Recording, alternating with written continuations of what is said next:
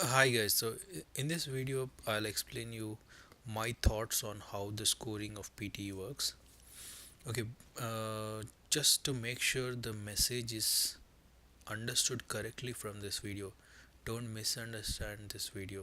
Don't create any opinions unnecessarily because I'm just trying to share my understanding of the score guide, why some questions are more important than others, and how we can manage time. So we need to obviously spend more time on important questions and less time on the questions which are less important, so that way you can increase your score. So that's the purpose of this video. uh, Obviously if you understand the score guide, you will understand everything about the test. It will be easy to come up with a preparation plan. It will be easy to prepare for the exam, and with minimum effort you can maximize your score. That's why you need to understand the scoring. Otherwise it will be sometimes very difficult to understand where you're going wrong and how you can improve your things, right? Improve your score. Okay, so there's something called guesstimation. Most of you already know this. So the guesstimation, right, it's a calculation, but there is some guesswork involved because we don't know certain things. So what do we know here?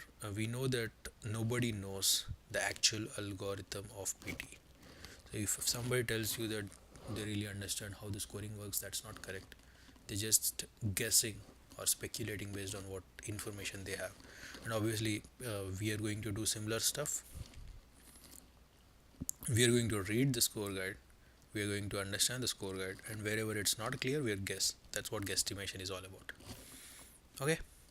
Okay. Before I show you this, let me. Okay. So this is the information collected out of the score guide. I'll give you an example. Okay, score guide.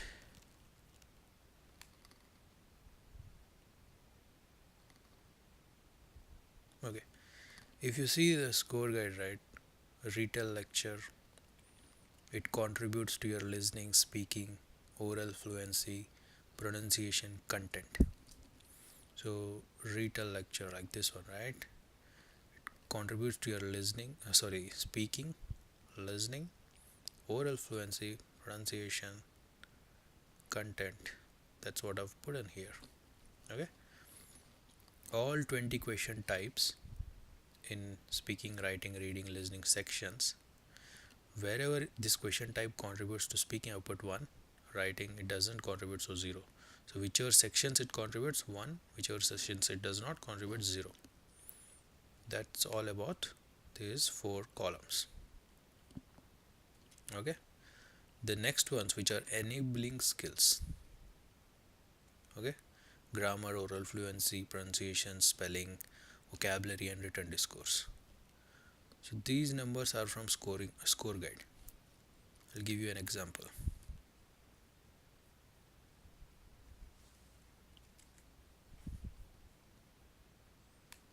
Okay, repeat sentence, right? Repeat sentence says that content carries 3 marks at the maximum. So repeat sentence, 3 marks, the black one, 3 marks for content, 5 marks for pronunciation, which comes here, and 5 marks for oral fluency. So 5 marks for oral fluency. So all these numbers are from score guide. That's one of the examples. Let me give you another example. Let's go to page 21. So 21 probably is summarize written text. Hold on. Okay, summarize written text. Content 2 marks, form 1 mark, grammar 2 marks. Summarize written text. Content is 2 marks, grammar is 2 marks, form is 1 mark, vocabulary is 2 marks. Okay, vocabulary 2 marks. So that is the method I've used to come up with all these numbers. These are all from the score guides. All numbers are from score guides except the ones in red. So there is some assumption and guesswork involved in these numbers which are in red. I'll explain you about the assumptions a little later, but before that let's understand the total score of each of the question type, right? So this is the thing: sum of points, enabling skills plus content plus form. So from enabling skills start from here, okay, till here. So 5 plus 5 plus 3 is 13. Then 5 plus 5 plus 3 is another 13. 5 plus 5 plus 5 is 15, and so on, right? So I've added all the enabling skills plus content plus form, and then the total score comes. So this is the total score for read aloud. This is the total score for reorder paragraphs, things like that, okay? So that's how we come up with total score. And then if you add the total scores within a section, a reading section, we add this total scores of all these 5 items, then we come with 57. Writing, add 2 items, 18, all these things, right? So these are the total scores per section: 57 for speaking, 18 for writing, 15 for reading, 31 for uh, listening. Now these numbers, if you see, they are all uneven. Obviously speaking does not carry more marks than writing or other sections, right? So these numbers are uneven and it's not very clear whether how to understand these numbers.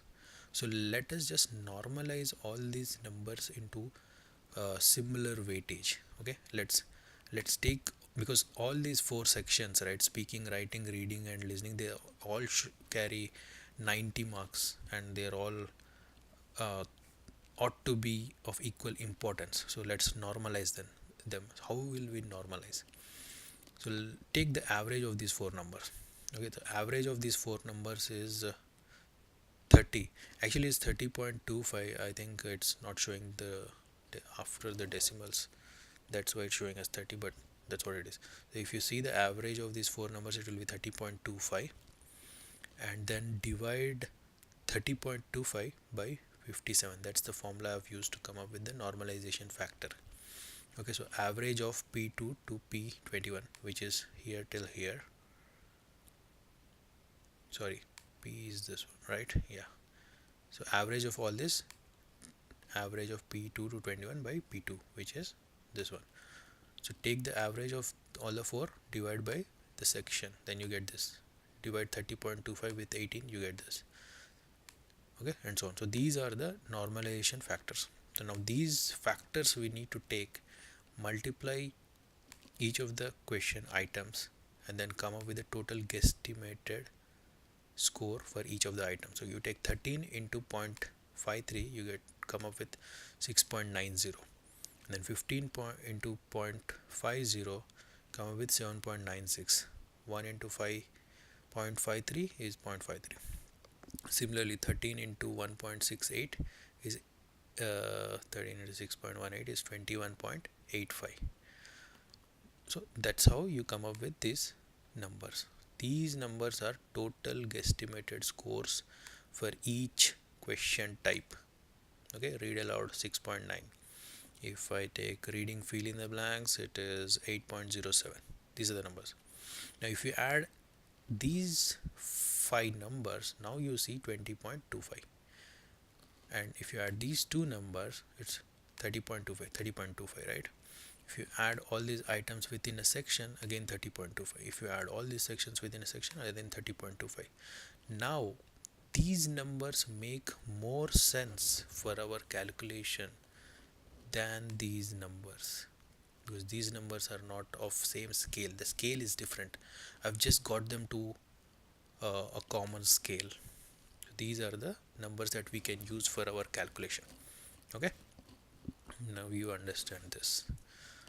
Same thing I've put in here. So take the sum of enabling skills plus content plus form, you come up with total score. Find out the normalization factor. Take the normalization factor, multiply with some total score per item, you come up with total guesstimated score per item. Okay, now let's take these numbers and put it into each of the sections. Speaking, so this is where I put. Okay, so if you see the formula, it comes from guesstimated score R2. R2 is this one. Okay, the column R is the column R, total guesstimated score. That's R, column R, and obviously second cell is read aloud. That's what is seen here. Okay, these two columns, number of questions, minimum 6 questions, maximum 7 questions. That's again as per what numbers are given in score guide. If you see, right, summarize written text. Okay, let me go up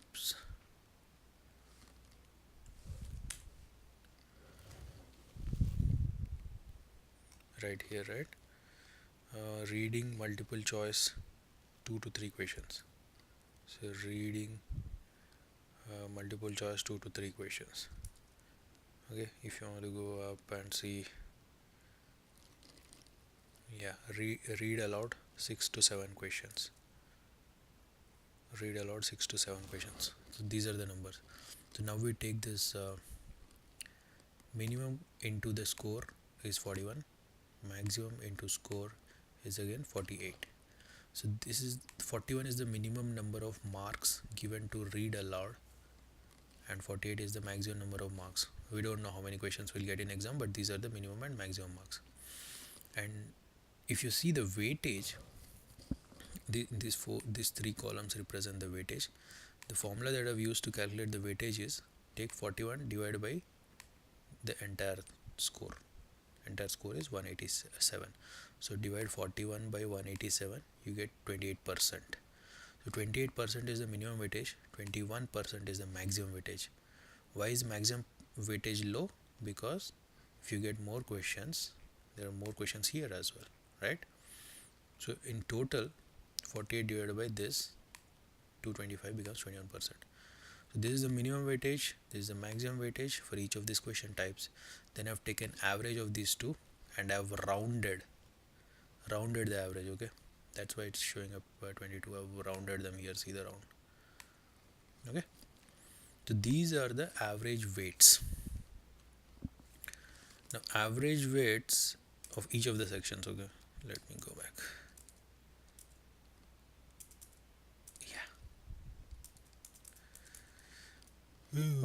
Where was I? Yeah, here. Speaking, writing, same formula. Okay, same guesstimated score comes here. Everything is same, and these are the average weights. Reading and writing. If you want to pause and see what the numbers are, then I'm just waiting for a moment. You can pause the video and see these numbers. So the guesstimated scores go here. You can again pause and see the numbers if you want. Speaking, writing, reading, listening. Okay, before we go back to the PPT, I just want to give a background of this numbers in red, right? So the numbers in red are the numbers which came in from my assumptions and my experiences. Let's talk about a couple of them, like 9 here, right? So right from dictation I've put 9 because I believe on an average 9 words come in each of the right from dictation, and the way right from dictation is scored is 1 point comes for every correct word. That's why 9 points. 5 is the average incorrect words given in a question on average from my experience. 4 for fill in the blanks. 2 for multiple choice, multiple answer. Most of the question will have only 2 correct options. There can be more, but on an average I've thought for this calculation, let's take 2 and go ahead. Okay, this is slightly different. This 3 number you won't find in score guide because read aloud content score is not given in score guide. So I've just taken 3 as a assumption because 3 is given in score guide for repeat sentence, and these question types are similar in weightage and everything else. So I believe 3 is the right thing to consider here. So that's about my assumption. I put this assumption in the PPT as well. So now I explained you all about this Excel. Let's go back to the PPT. So after uh, doing all that calculation, now we can prioritize all the question items in an order and start our preparation in this way. Okay, so for reading section, this is obviously most important because it has a lot of weightage. Read aloud, fill in the blanks, drag and drop. This is drop down. Then write from summarize written text, reorder paragraphs, highlight incorrect words. So this is the order. So rather than spending more time here, you spend more time here, which will get you more marks. Okay, so let's say you are ending up at a score like 75. So to reach from 75 to 79 or cross 79, you better focus in this order. Don't concentrate much here, concentrate much on the other ones. This is the order. Okay, this is the order for reading, this is the order for listening. So these numbers come in from Excel. I've just put them in an order so that the priority is easily understood. You can pause the video and take note of the priority, but this is the priority. Okay, for writing this is the priority. Okay, one more question, one more point. Now since this I'll just give you an example from listening. Okay, in listening, now last three, right, are all 1%. So why did I put highlight correct summary as 9 and then 10 and 11? The reason is, if you see highlight correct summary, okay, listening highlight, what was that? Highlight correct summary, this one, right? This is scored both in reading and listening. Okay, whereas select missing word is only scored in listening, and that's why highlight correct summary is more important than select missing word. If you think about these two, select missing word and multiple choice single answer, select missing word is only scored in listening. In the same way, multiple choice single answer is only scored in listening. So both these last two are both scored in listening. However, this is easier to answer in terms of time. So you will take lesser time to answer this one than the time required to answer this one. So if you have to choose between these two questions and decide which one you can omit or ignore or not answer to save some time, if time is a constraint, then better ignore from here than leaving this question out. That's the reason why I've sorted them in this fashion. And obviously these percentages are guesstimated. You cannot say, or I cannot say, I won't appreciate saying that we will not answer these last three question types and still get 97% of marks, which is more than enough to get 79 plus. No, that's not correct. These are not the exact numbers, these are the guesstimated numbers. This doesn't mean that you can ignore the last three and still get 97%. Okay, okay guys, so that's all I have to say. It's a lengthy video, lengthy discussion, a little complex calculation and some guesswork. Not sure uh, it has helped me. I don't know how much it's going to help you all. You don't want to bother about the calculation, then don't bother, but the priority, right, you can just take note of the priority and work in this order, which will help improve your score and save some of your time. So again, I'm sharing these 4 slides. Reading section, this is the priority. Listening, this is the priority. Speaking and writing. Okay, see this: writing essay and read and write fill in the blanks. These numbers may not be correct, but obviously what it means is these two are the most important. Maybe this is more important than writing. Somebody who's not getting 79 plus in writing and still writing a good essay, maybe they're missing out in reading section. They're not doing the reading and writing fill in the blanks correctly. Maybe you should concentrate on doing this right, which will improve your writing score, overall writing score. That's why this is important, to understand the priority. Okay guys, so this is the assumption slide, which is about these red ones, all these red ones, right? Assumptions I've written here. Content carries 3 points. This is my assumption. It's not there in score guide. The others are on average. I feel that two options will be correct in multiple choice, multiple answer for reading. And another example is 9 words in write from dictation. All these 4 blanks will be given, and all these, right? These are my assumptions. So put in my assumption here. That's all, guys. Again, I'm stressing the purpose of this video is only to share my understanding of score guide, my suggestions, my thoughts on why some questions are more important than other questions, and why I believe managing time in the order that I just showed you is important. Okay, guys, that's all I've got to share right now. It's a lengthy video. Sorry about that. But yeah, I hope you like it. I hope the priority helps you all. If you have any questions, feel free to comment, like, subscribe, share. Thank you very much. Have a good day.